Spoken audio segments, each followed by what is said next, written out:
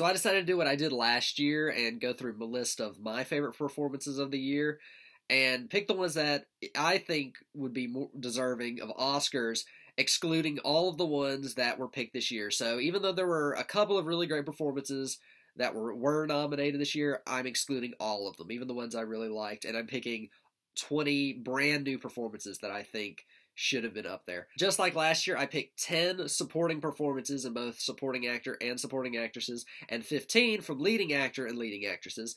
And then at the end, I'm going to pick 5 out of each of them of what would be my nomination lineup. All right, starting off the list for Best Supporting Actress, the ones I considered was Jennifer Jason Leigh for Annihilation. She plays the leader of the group that's going into the Shimmer in Annihilation. I also picked Kiersey Clemons for Hearts Beat Loud. This movie, she plays Nick Offerman's daughter, who is a singer, and they make it like an indie pop song together, and it ends up getting really successful. And the movie wasn't one of my favorites of the year, but I did really like her performance. I really liked her back when she was in the movie version of Dear White People. I thought she was a really good actress in this too. Andrea Riseborough, I think I sang her name right, for Mandy. Holy shit, was this a movie, and was her performance just hypnotizing.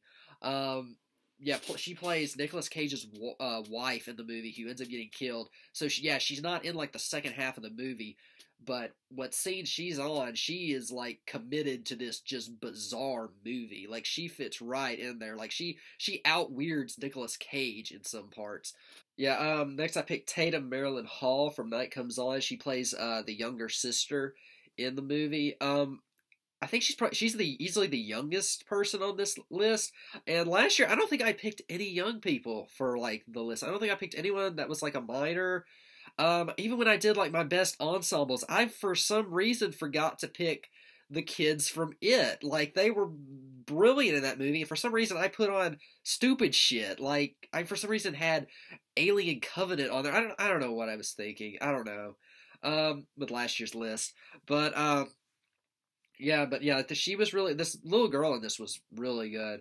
Kylie Carter for Private Life. She plays Paul Giamatti and Catherine Hahn's niece, who is trying to be their surrogate. This was a really good movie, and she's really good in this. Millicent Simmons for A Quiet Place.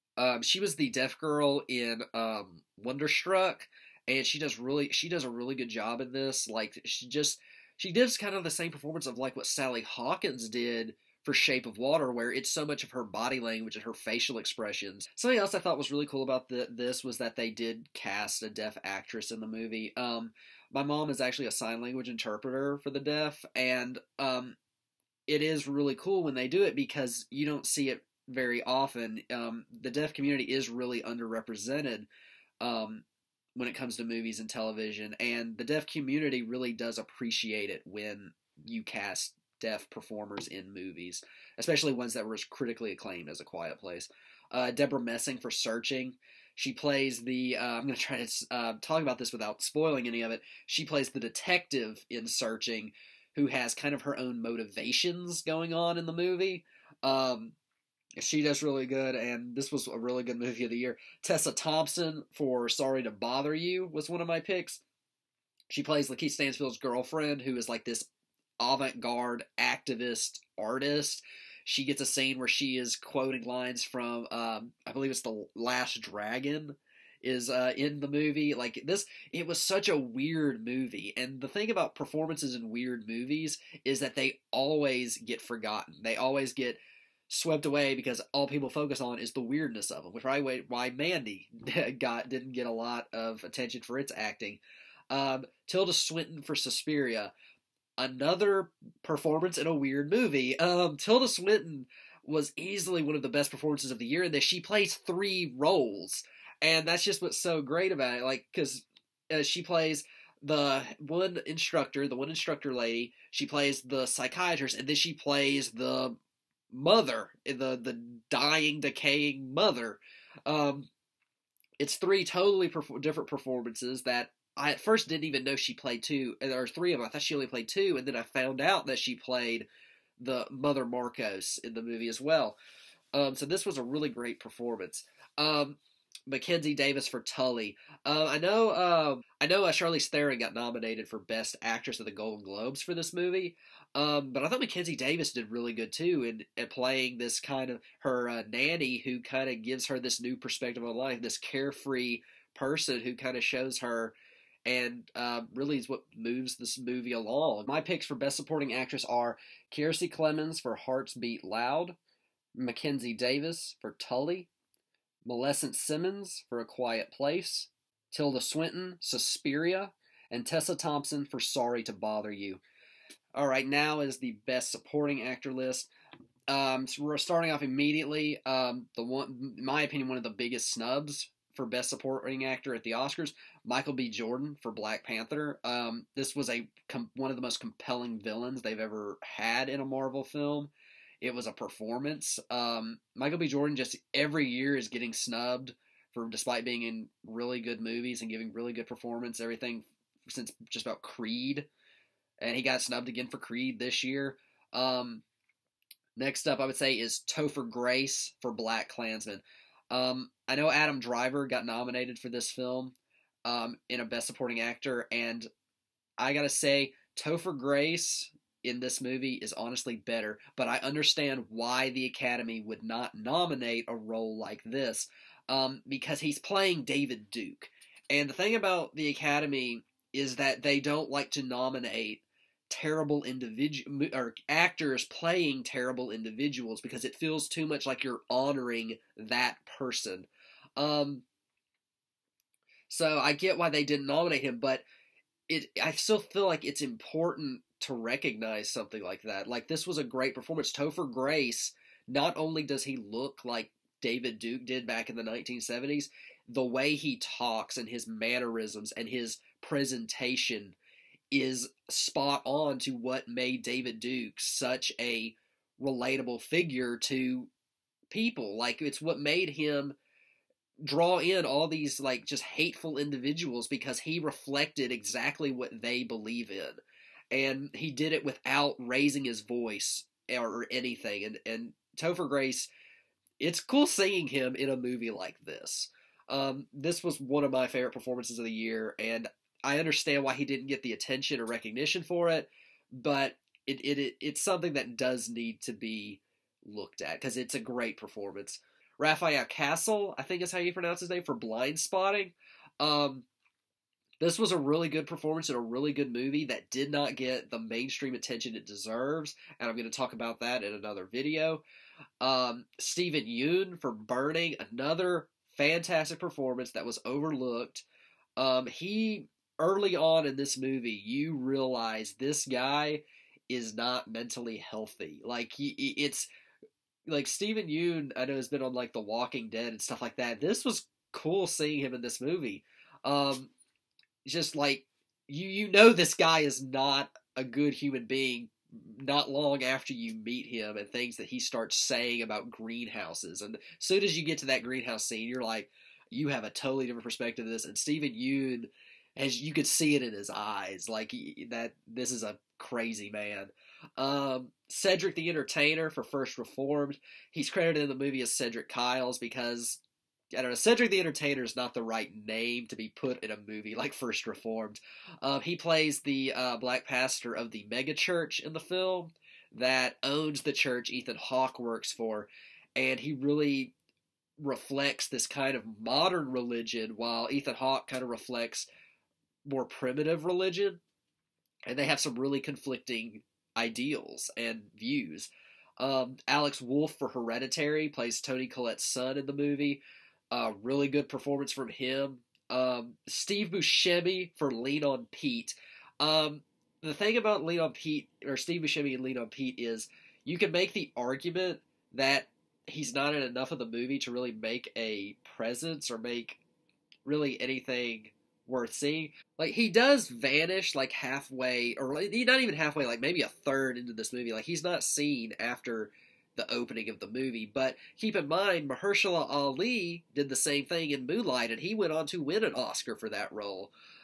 Josh Hartnett for Oh Lucy.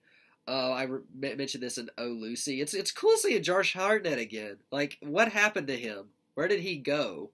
Like, he was really good at this really touching, funny movie. Um, Robert Forster and What They Had. There were a lot of really good performances in What They Had.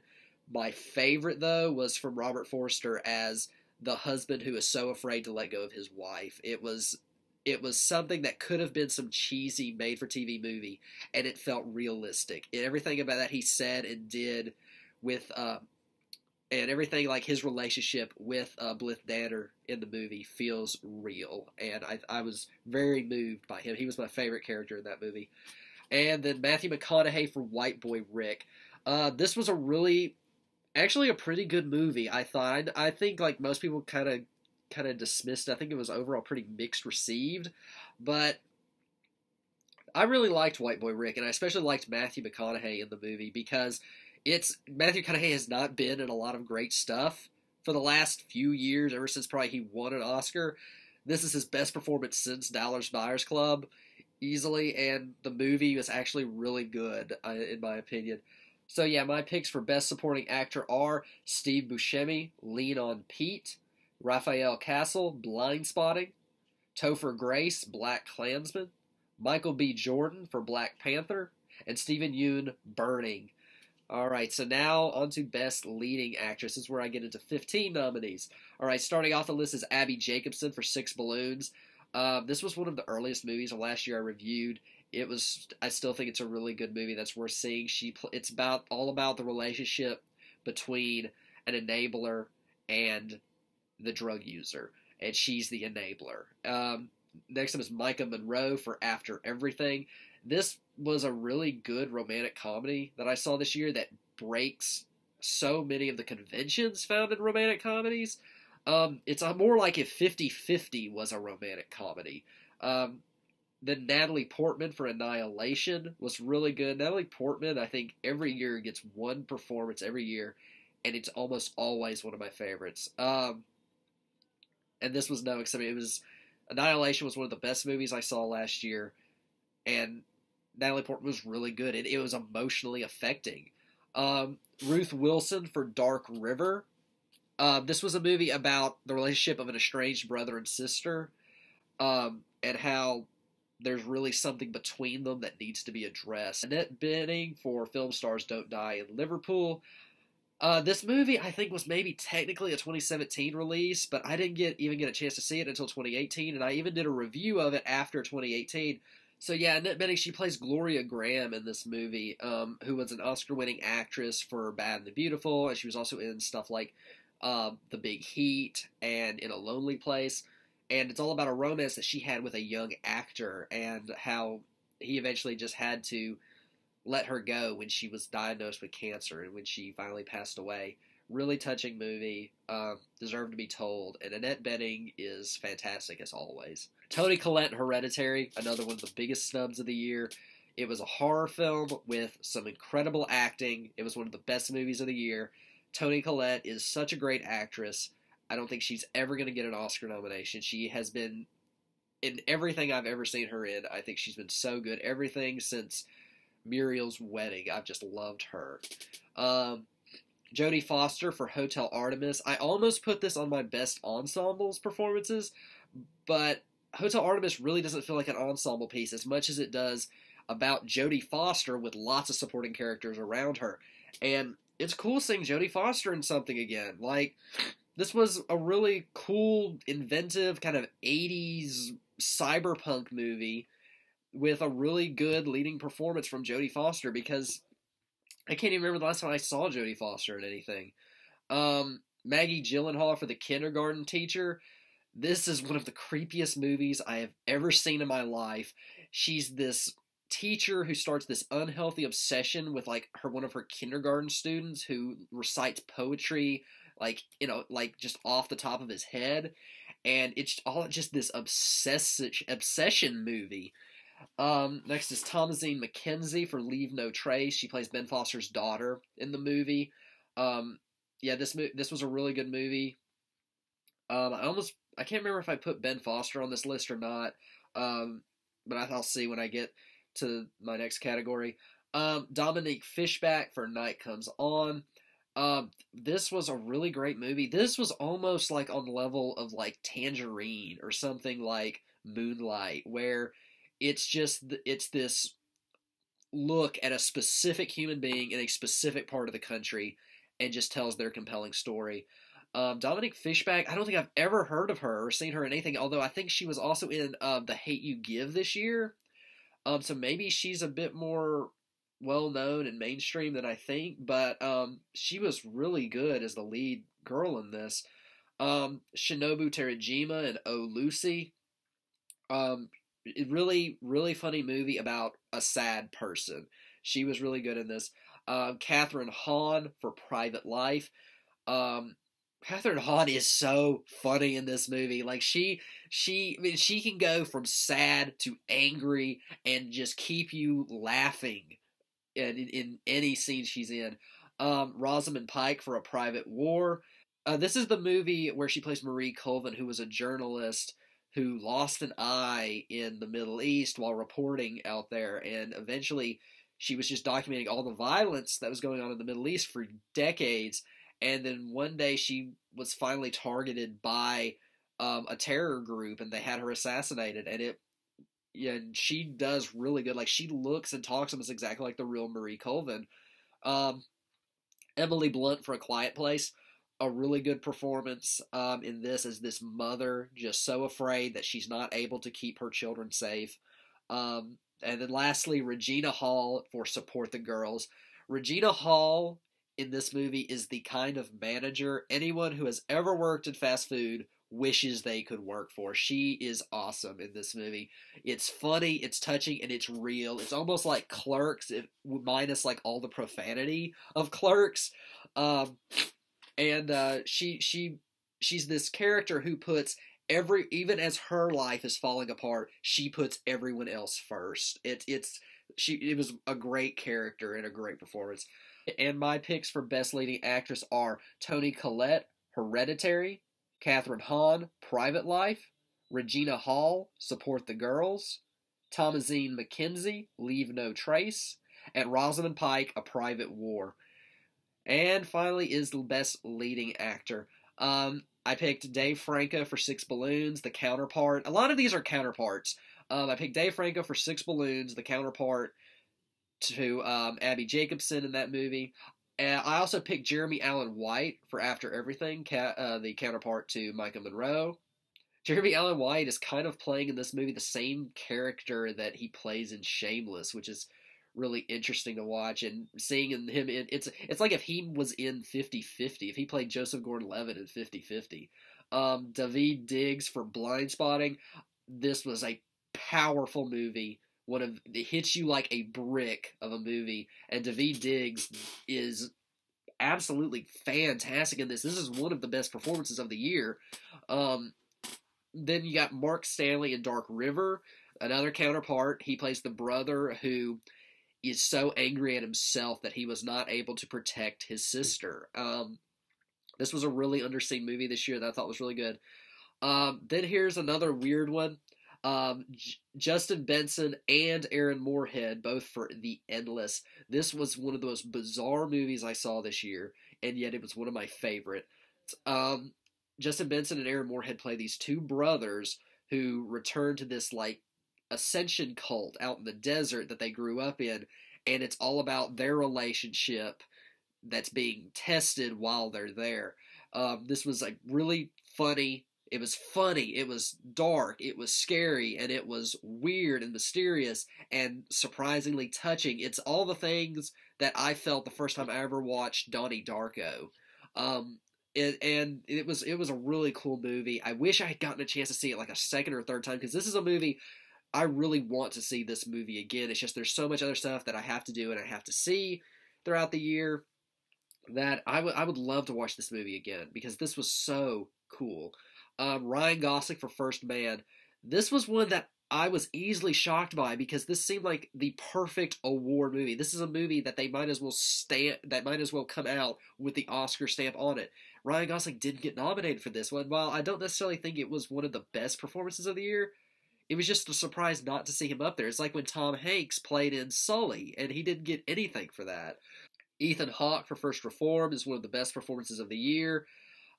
He plays this pastor who is just it's all about self-reflection and him just feeling like forsaken. It's like the kind of movie that Silence was. Great performance from Ethan Hawke, one of the best performances he's probably ever given. No Oscar for him though. Charlie Plummer for Lean on Pete. Charlie Plummer was real. What little I've seen him in, I've really liked him. I remember he was in All the Money in the World last year, where he played the kidnapped J. Paul Getty kid. This was a really good movie, especially since a lot of this is one of those kinds of movies where you're just following one single person who's either talking to themselves or thinking to themselves. He's just out on the road all alone with this horse, and he meets all these different people, and it was such a touching movie. Nick Robinson for Love, Simon. Nick Robinson was really good in this. Like I've only seen him in a handful of other things, but he was really good. Like he really was a great leading man in this movie, playing this closeted gay kid in such a, in a movie that was just so relevant for our time, and it wasn't cynical or condescending. It was funny. And here, next up is a one that I am so, I almost didn't put this one on there, but I'm like, no, I want to talk about this performance. Not only is this a posthumous performance, but this is almost 30 years posthumous performance. John Huston in The Other Side of the Wind, the unfinished Orson Welles movie that Netflix released this year. John Huston was a great actor. He was a great actor, and he was a great director. And it was so cool in this, seeing him channel what is essentially an autobiography of Orson Welles. Joe Cole, A Prayer Before Dawn. This was the prison boxing movie. This was such an intense movie, and Joe Cole really plays this role very well. He is really good in this movie. It's such an intense movie. Paul Giamatti, Private Life. Paul Giamatti's always good. I always love seeing Paul Giamatti. I think the only bad performance I've ever seen from him was when he was in Amazing Spider-Man 2. Really good movie. Really good performance from him. Here's another character played by an unprofessional actor that in the year where Yalitza Aparicio was getting so much acclaim, another performance this year that I think should have been recognized was Brady Janro for The Rider. He's playing himself in this movie. He's playing this guy who was injured in a accident at a rodeo, and it's all about his healing. It's all about healing. And one of the reasons why I think he does such a great job is because he lived this story, and he understands that, and he knows how he felt during those moments. Really great movie, really great performance. John Cho for Searching. John Cho is a really good actor, and this is a really good performance for him. I mentioned that last year when he was in Columbus, playing just a distraught father looking for his daughter, and everywhere he goes online is just a dead end. And then lastly, Lakeith Stanfield for Sorry to Bother You. Lakeith Stanfield is a really good actor. He's slowly, I think, gaining more and more attention, and Sorry to Bother You, I think, is a movie that's going to get him more attention that he deserves. Really good performance of the year, one of my favorites. And my picks for Best Leading Actor are John Cho, Searching, Daveed Diggs, Blind Spotting, Ethan Hawke, First Reformed, Nick Robinson, Love, Simon, and Lakeith Stanfield, Sorry to Bother You. Something I did last year that I also wanted to repeat this year was doing what I considered the best ensemble performances of the year, meaning a group of actors, rather than nominating multiple supporting actors or actresses, just put everybody into a group that felt like an ensemble piece. One of the ones I picked was American Animals with Jared Abrahamson, Blake Jenner, Barry Keoghan, and Evan Peters. I almost put Barry Keoghan and Evan Peters as leading actors because they do have, I think, more of a role in this than the other two guys do. But this is a heist movie in the same way that something like Logan Lucky is a heist movie, where you have lots of different people who play different roles. So I put this one as an ensemble. Another really good ensemble, I picked Bad Times at the El Royale, Jeff Bridges, Cynthia Erivo, John Hamm, Chris Hemsworth, Dakota Johnson, Lewis Pullman, and Kaylee Spaney. This movie is right there with, like, Hateful Eight, or other like Tarantino stuff. You can tell it's inspired by Tarantino. All of these characters are so good, especially Chris Hemsworth is fucking terrifying in this. He plays a bad motherfucker. Like, I have never thought Chris Hemsworth could be so terrifying. Like, he's good in this. I almost put him as his own on one of my supporting actor ones, but no, this was an ensemble piece that needed to be recognized as such. The death of Stalin. All these different characters in this, from Simon Russell Beale and Steve Buscemi and Jeffrey Tambor, playing the members of the people who took over after the death of Joseph Stalin.